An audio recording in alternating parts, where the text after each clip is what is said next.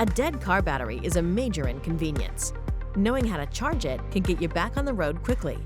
Here's what you'll need to get the job done.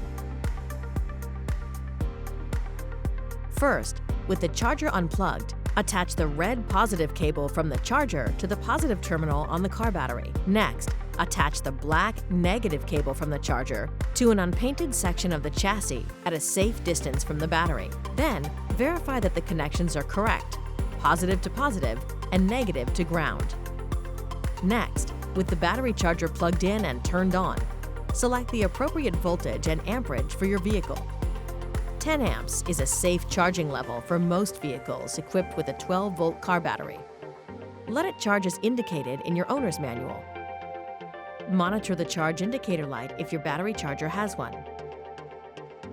Once the battery is fully charged, turn off the power on the charger, then safely disconnect the cables and start the engine.